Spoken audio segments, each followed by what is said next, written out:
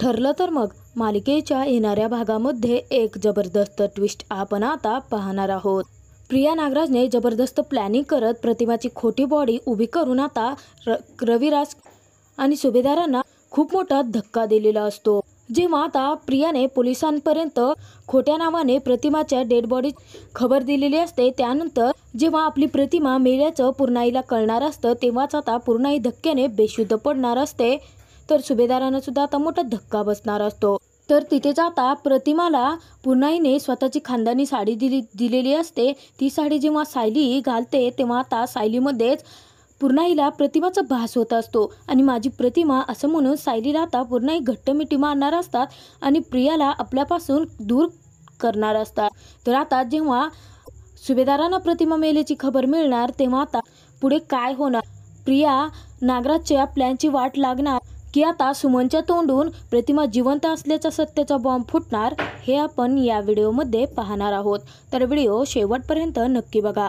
प्रियाने आता खोटा फोन केलेला असतो। एक वेगळंच मोबाईलचं कार्ड वापरून प्रियाने रोहिणी तांबेच्या नावाने खोटा फोन केलेला असतो आणि पोलिसांना खबर दिलेली असते की कोयना सोसायटीच्या मागच्या बाजूला एक डेड बॉडी तिला दिसल्याचं आणि त्यानंतर प्रियाने ते कार्ड तोडून फेकून दिलेलं असतं। तेव्हा आता नागराजला प्रियाच्या या प्लॅनिंगचं आणि या तिच्या बुद्धीचं खूप कौतुक वाटत असतं। तर तिकडे आता पोलिसांनी जेव्हा रविराजांना फोन केलेला असतो तेव्हा त्यांनी सांगितलेलं असतं की कोयना सोसायटीच्या मागच्या बाजूला आम्हाला एक डेड बॉडी सापडली आहे आणि त्या डेड बॉडीच्या जवळ तुम्ही जसं वर्णन केलं होतं अगदी तशाच काहीशा वस्तू मिळालेल्या आहेत आणि तुमच्या पत्नीचं जसं तुम्ही अगदी वर्णन केलं होतं शरीराचं अगदी तशीच एक डेड बॉडी आम्हाला भेटली आहे। तेव्हा आता रविराजांना मोठा धक्का बसलेला असतो आणि रविराज धक्क्यानेच खालती बसतात आणि खूप रडत असतात।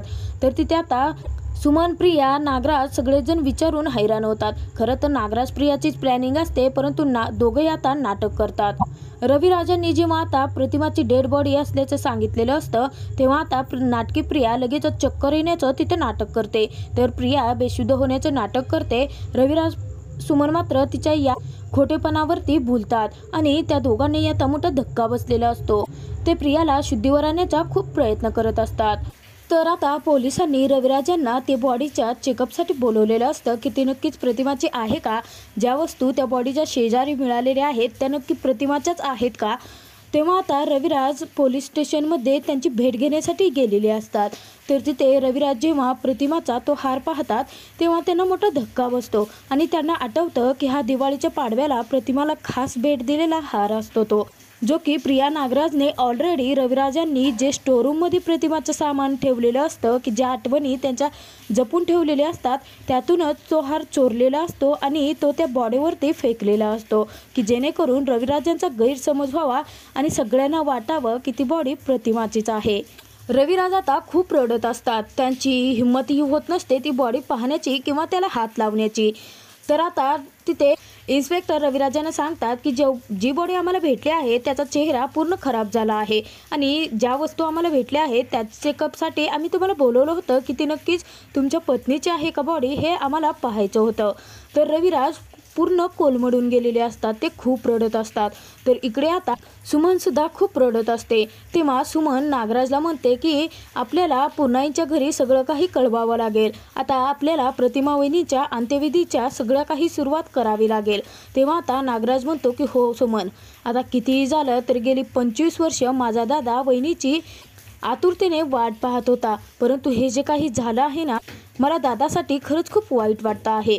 तेव्हा आता सुमन म्हणते की मला माहिती आहे तुम्ही आता कोणत्या मनस्थितीतून जाताय, परंतु काळजावरती दगड ठेवून भाऊजींसाठी प्रतिमा वहिनीसाठी आपल्याला हे करावंच लागेल ना। तेव्हा आता नागराज इकडे प्रतापला फोन करतो। तर प्रताप विचार करतो की नागराजचा अचानक फोन कसा काय आला असेल। तेव्हा प्रताप लगेचच फोन रिसीव्ह करतो आणि नागराजशी बोलत असतो। तर नागराज म्हणतो की प्रताप माझं ऐकून घे, आपल्यासाठी खरंच खूप वाईट बातमी आहे। तेव्हा आता इकडे नाटकी प्रिया लगेचच रडण्याचं नाटक करत असते। तर रविराज खूप कोलमडून गेलेले असतात, सुमनसुद्धा खूप रडत असते। तर प्रताप घाबरतो आणि म्हणतो की नागराज काही झालं आहे का तिथे, मला रडण्याचे आवाज येत आहेत। तेव्हा आता प्रतापचं बोलणं ऐकून घरातील सर्वच जण थक्क होतात आणि नक्की काय झालं आहे हे पाहण्यासाठी प्रतापच्या शेजारी येतात। तर आता तिथे नागराज सांगतो की खरंच एक वाईट बातमी आहे. म्हणजे दादाला पोलीस स्टेशनमधून फोन आला होता की त्यांना कसली तरी डेड बॉडी सापडली आहे. दादा जेव्हा ती डेड बॉडी पाहायला गेला तेव्हा आत्ताच आम्हाला समजलं की ती डेड बॉडी आपल्या प्रतिमा वहिनीची आहे. तेव्हा आता इकडे प्रतापला मोठा धक्का बसलेला असतो. प्रतापसुद्धा खूप कोलमडून गेलेला असतो. पुढे काय बोलावं हेच प्रतापला आता सुचत नसतं. प्रताप आता रडायला लागतो. तेव्हा घरातील सगळेच जण खूप घाबरलेले असतात. तर कल्पना प्रतापला विचारते की अहो काय झालं आहे, तुम्ही शांत का बसलात, नक्की काय झालं आहे. अर्जुन, सायली, अश्विन, अस्मिता सगळेच जण म्हणत असतात की काय झालं आहे, परंतु प्रताप काहीच सांगू शकत नसतो. तर आता तिथे घरातील सर्वच जण खूप घाबरलेले असतात. परंतु अर्जुन म्हणतो की डॅड तिथे काही झालं आहे का, जर काही झालं असेल तर मला सांगा, मी आणि अश्विन जाऊन पाहून येतो.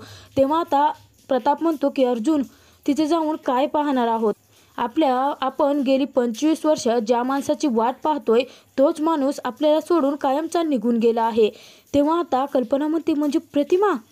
तेव्हा प्रताप आता हो म्हणतो. तर आता तिथे सुभेदारांच्या घरात खूप मोठं वादळ आलेलं असतं दुःखाचं. त्यांच्यावरती दुःखाचा डोंगर पडलेला असतो.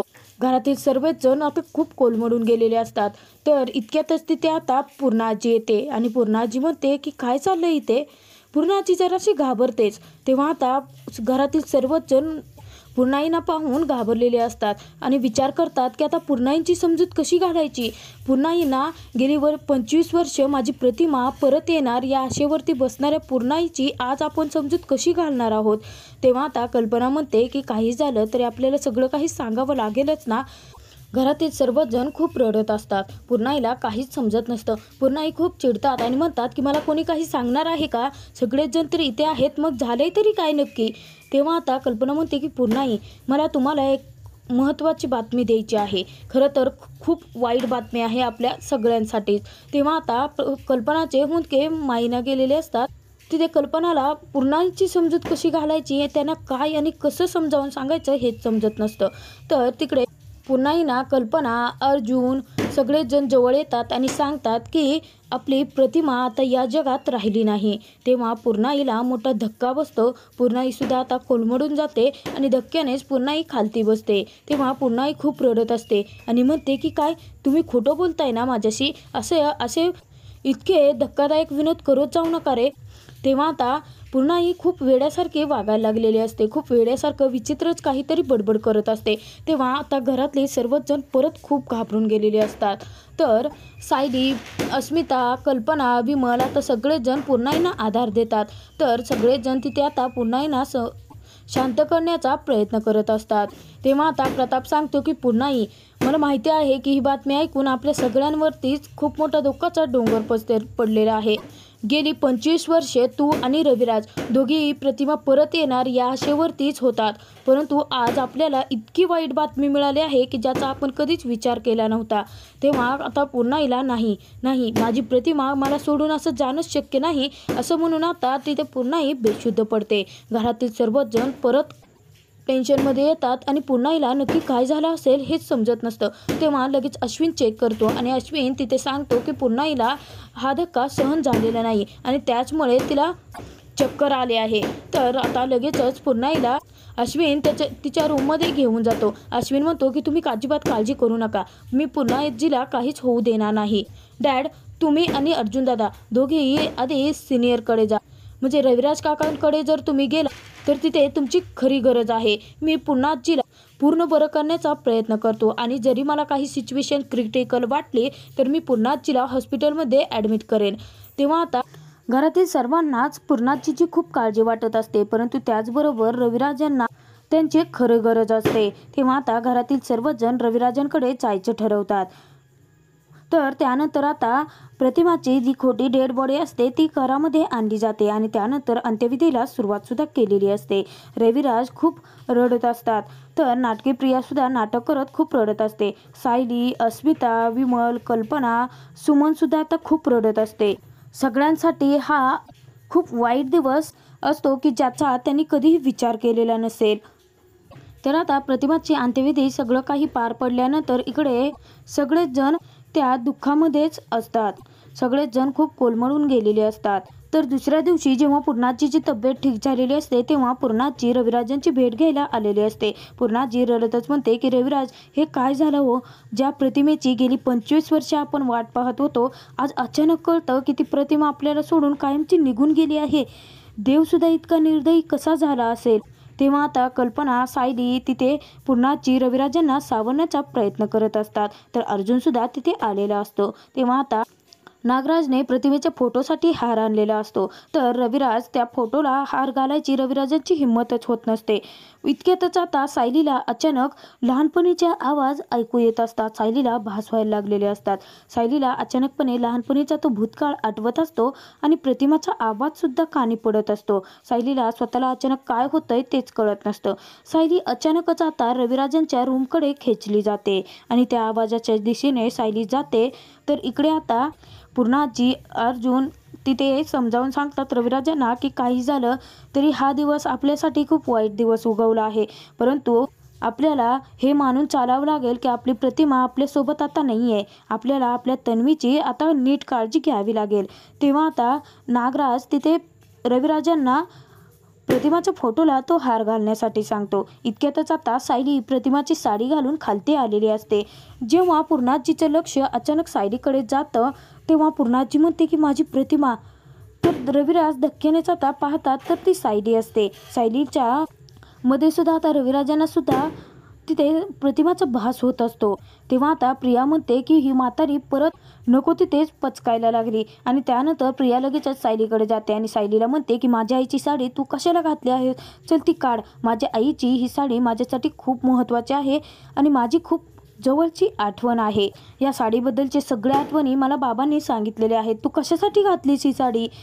तेव्हा आता तिथे पूर्णाजी प्रियाला म्हणते की थांब तन्वी, माझी प्रतिमा आली आहे, माझी प्रतिमा परत आली आहे. असं म्हणून आता सायलीच्या डोक्यावरून चेहऱ्यावरून मायेने हात फिरवत पूर्णाजी आता सायलीला मिठी मारतात.